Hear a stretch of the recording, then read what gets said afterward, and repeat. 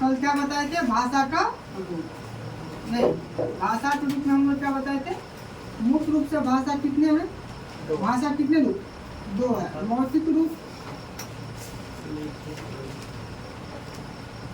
और लिखित रूप।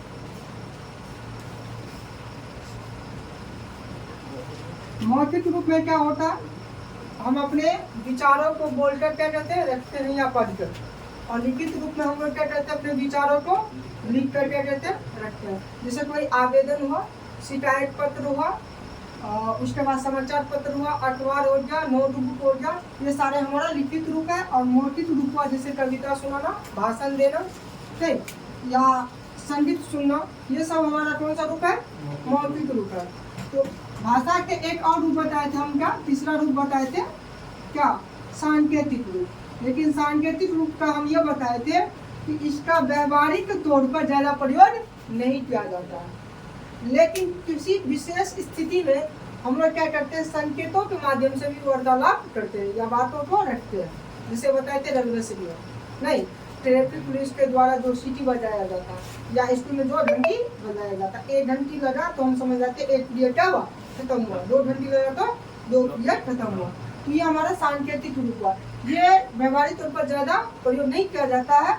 मुख्य रूप से भाषा का दो ही रूप होता है, मौखिक रूप और लिखित रूप। इस तीनों रूप में हम बताए थे कि मौखिक रूप को सबसे आसान रूप माना जाता है। क्यों माना जाता है? क्योंकि अनपढ़ लोग भी मौखिक रूप को समझता है और बोलता है, इसलिए इसको क्या माना गया? आसान। लिखित रूप को आसान भी माना गया और कठिन भी माना गया। आसान किसके लिए? जो पढ़े लिखे लोग हैं उसके लिए क्या होगा? स्वाभाविक है कि आसान हो गया, क्योंकि लिखित रूप को वो क्या कर सकता है? पढ़कर समझ सकता है। लेकिन अनपढ़ तो नहीं, इसके लिए लिखित रूप क्या हो जाता? कठिन हो जाता। सांकेतिक रूप क्या होता है? भाषा का सबसे कठिन रूप माना जाता है। क्यों माना जाता? क्योंकि एक ही संकेत का विभिन्न स्थितियों में समय के अनुसार उसका अर्थ क्या होता है? चेंज हो जाता है, समझे ना? इसीलिए सांकेतिक रूप को क्या माना जाता है? यानी कठिन रूप माना जाता है। अब हम लोग जानेंगे भाषा के बाद हम लोग जानेंगे अब लिपि क्या होता है। लिपि हो सकता है इस बार में लिपि से एक क्वेश्चन देगा। लिपि से क्या पूछ सकता है कि किस भाषा का कौन सा लिपि है। तो सबसे पहले हम लिपि का अर्थ समझ लेते हैं। लिपि का अर्थ क्या होता है? तो लिपि का अर्थ होता है लिखावट। क्या होता है? लिखावट या लिखना, लिखावट या लिखना या लिखित अक्षर, ये लिपि का अर्थ होता है। लिपि का अर्थ क्या होता है? लिखावट, लिखना या लिखित अक्षर। यानी कहने का मतलब मौखिक रूप से हम जो भी ध्वनि बोलते हैं, है ना, उस ध्वनि को निर्धारित करने के उद्देश्य से, है ना, जिस चिन्ह को लिखित रूप में लिखा जाता है उसी चिन्ह को क्या बोला जाता है? है ना। ध्वनि का लिखित रूप क्या कहलाता है? कोई ध्वनि बोले क, ये हमारा क्या हुआ? लिपि हुआ। हाँ, ये हमारा क्या हुआ? लिपि। यानी लिपि लिखित रूप में होता है। भाषा का कौन सा रूप में होता है? मौखिक रूप में लिपि नहीं होता। मौखिक रूप में जो भी हम लोग ध्वनि का प्रयोग करते हैं, है ना, उस ध्वनि को निर्धारित करने के उद्देश्य से क्या क्या एक चिन्ह को निर्धारित किया गया। उन चिन्हों को लिखित रूप ही क्या कहलाता है? लिपि। क्योंकि लिपि का अर्थ क्या बताते हैं? लिखावट, लिखना, लिखित अक्षर। तो इसे हम परिभाषित कर सकते क्या? परिभाषित क्या कर सकते हैं कि मौखिक ध्वनियों को या अपने विचारों को, मौखिक ध्वनियों को या अपने विचारों को जिस चिन्ह द्वारा लिख कर समझाया जाता है या समझाते हैं, उसी को हम लोग क्या बोलते हैं? लिपि कहते हैं, है ना। या बोलेंगे किसी भी भाषा को लिखने की ढंग को क्या कहते हैं? लिपि कहते हैं। लिपि क्या है? किसी भी भाषा के लिखने की क्या है? ढंग है, एक विधि है ना। जैसे हम लोग जानते हैं कि हिंदी भाषा का लिपि क्या है? देवनागरी। हिंदी भाषा की लिपि क्या है? देवनागरी लिपि है। देवनागरी लिपि क्या होता है? इसकी विशेषता होती है। देवनागरी लिपि क्या होता है? यानी तुम्हें 22 से 35 और लिखी जाती है, दाइयों। इसके ध्वनि जो लिखित ध्वनि होता है, अक्षर होता है, उसको उस उसके ऊपर क्या होता है, एक रेखा का यूज किया जाता है, क्या जाता है। लेकिन तुम लोग देखा होगा अंग्रेजी का लिपि क्या है, रोमन, इस पर एक बड़ी रेखा का यूज किया जाता है ना, कौन देवनागरी लिपि। रोमन में क्या होता है, अंग्रेजी भाषा का लिपि क्या रोमन है, नहीं कौन सा लिपि है। और रोमन में हम लोग क्या करते हैं, ABCD ये सब लिखते हैं हम लोग, क्या रोमन लिपि में लिखते हैं। इस पर कोई भी एक लाइन का यूज नहीं किया जाता है। अब जैसे मान लो उर्दू का लिपि क्या है, उर्दू का लिपि है तुम्हारा क्या, फारसी। और ये फारसी में क्या होता है कि अक्षरों पे कैसे लिखा जाता है, तो दाई से बाई, देखा होगा उनका ऐसे लिखता है ना, और उस पर कोई बड़ी रेखा नहीं होती। तो यानी हर भाषा का क्या होता है, अपना एक लिपि होता है, हर भाषा का अपना एक क्या होता है, लिपि होता है ना। तो कुछ भाषा, कुछ प्रमुख भाषा और उसकी कुछ प्रमुख हम लोग क्या करेंगे, लिपि के बारे में जानेंगे। तो सबसे पहले आप लोग ये लिख लो, लिपि के बारे में लिख लो, ये हेडिंग है। लिपि का अर्थ होता है लिखावट या लिखावट, लिखना या लिखित अक्षर, लिपि का अर्थ होता है।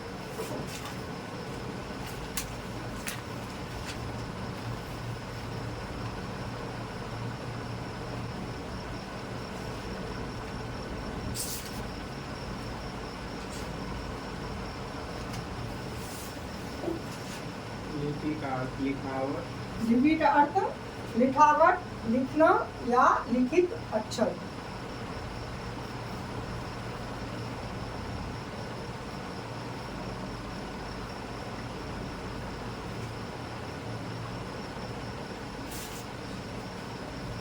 अतः हम कह सकते हैं, ऐसे करके को अतः हम कह सकते हैं,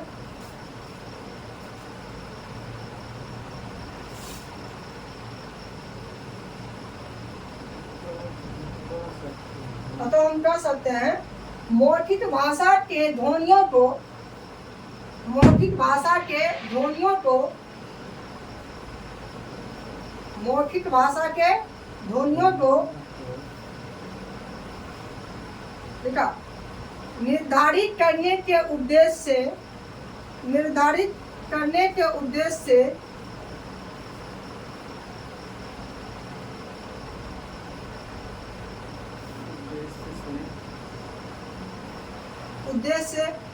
जिन चिन्हों का खोज की गई है, जिन चिन्हों का खोज की गई है,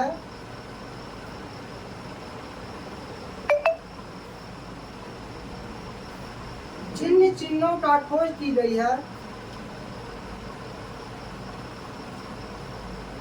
जिन चिन्हों का खोज की गई है, उनका लिखित रूप ही लिपि कहलाता है।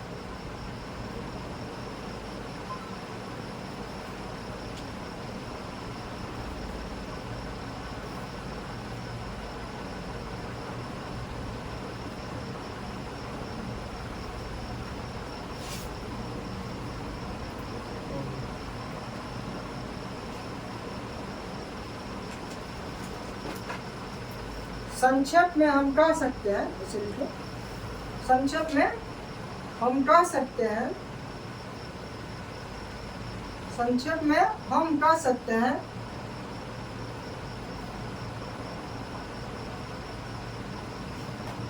जिन चिन्हों के द्वारा,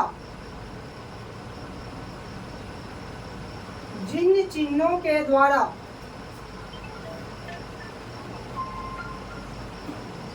जिन चिन्हों के द्वारा मौखिक ध्वनियों को, जिन चिन्हों के द्वारा मौखिक ध्वनियों को,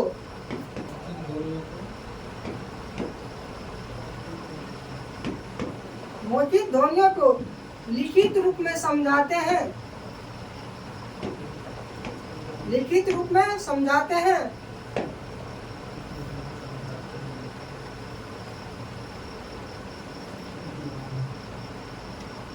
कोमा उन्हें लिपि कहते हैं। लिखित रूप में समझाते हैं, कोमा उन्हें लिपि कहते हैं। पॉइंट बना के लिखिए, आप बोल सकते हैं भाषा को लिखने की ढंग को लिपि कहते हैं। भाषा को लिखने की ढंग को, क्या बोला? भाषा को लिखने की ढंग को लिपि कहते हैं। हाँ, भाषा मतलब भाषा में क्या अक्षर का यूज होता है ना, जो भी अक्षर है उसका लिखित भाषा को लिखने की ढंग को क्या कहते हैं? लिपि कहते हैं, है ना। अब लिखना कुछ प्रमुख भाषा और उनकी लिपि। कुछ प्रमुख भाषाएं एवं उनके लिपि।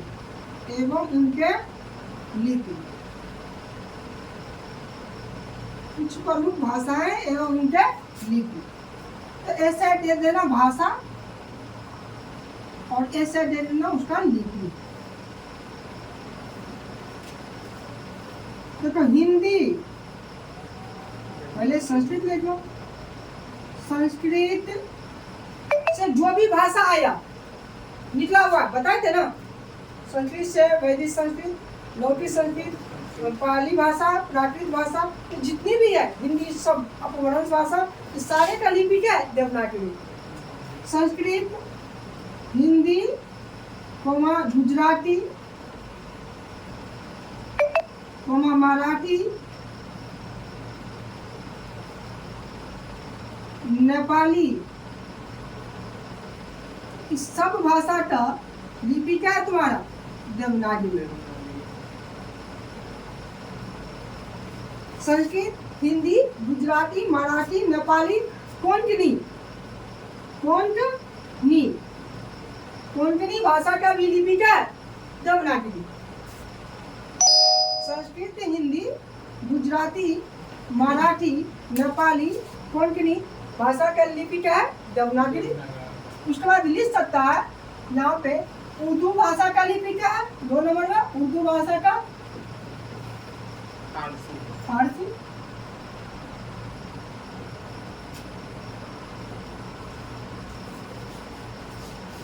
उसके बाद लिख सकता तुम पंजाबी भाषा का गुरुमुखी।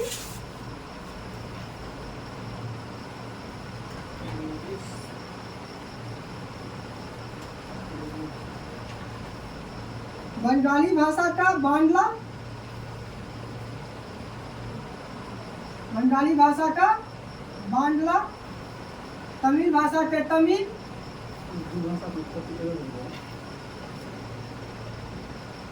तमिल भाषा का तमिल।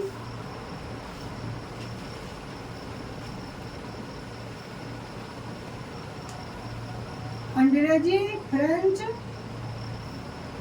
अंग्रेजी एवं फ्रेंच भाषा का लिपि रोमन।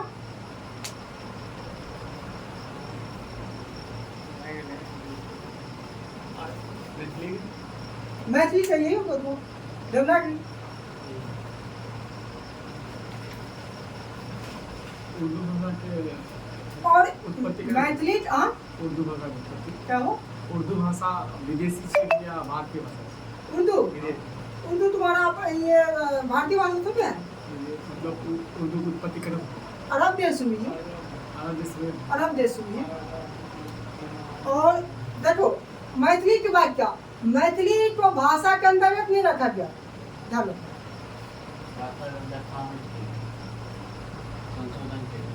अभी संशोधन का क्या, अभी प्रस्तावित संशोधन क्या है क्या, मुझे इस बात का आइडिया नहीं है। लेकिन देखो क्षेत्रीय एक होता है उपभाषा, बोली होता है ना, मातृभाषा होता है, राजभाषा होता है, राष्ट्रीय भाषा होता है, है ना। ये सारी चीज हम क्या करेंगे आगे की क्लास में बताएंगे। यहाँ मानव की भाषा जैसे हम लोग समझते हैं कि हिंदी हमारी राष्ट्रीय भाषा है, राजभाषा, राजभाषा है, राष्ट्रीय भाषा नहीं है। भारत की कोई भी राष्ट्रीय भाषा नहीं है। हिंदी हमारा क्या है? राजभाषा। राजभाषा कहने का मतलब सरकारी कामकाज की भाषा, हम क्या बोलते हैं? राजभाषा।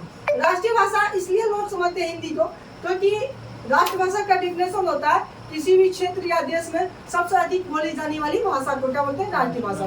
तो भारत में लगभग 40% भारतीय क्या करते हैं? हमारा हिंदी भाषा बोलते हैं। सबसे अधिक भाषा भारत में हिंदी बोलते हैं। तो लोग क्या करते हैं? उस दृष्टिकोण से हिंदी को क्या मानते हैं? राष्ट्रीय भाषा मानते हैं। लेकिन हमारे संविधान है ना, हिंदी को राष्ट्रीय भाषा का दर्जा नहीं दिया। लेकिन जब देश आजाद हुआ था, देश जब आजाद हुआ था, तो अंग्रेजी भाषा को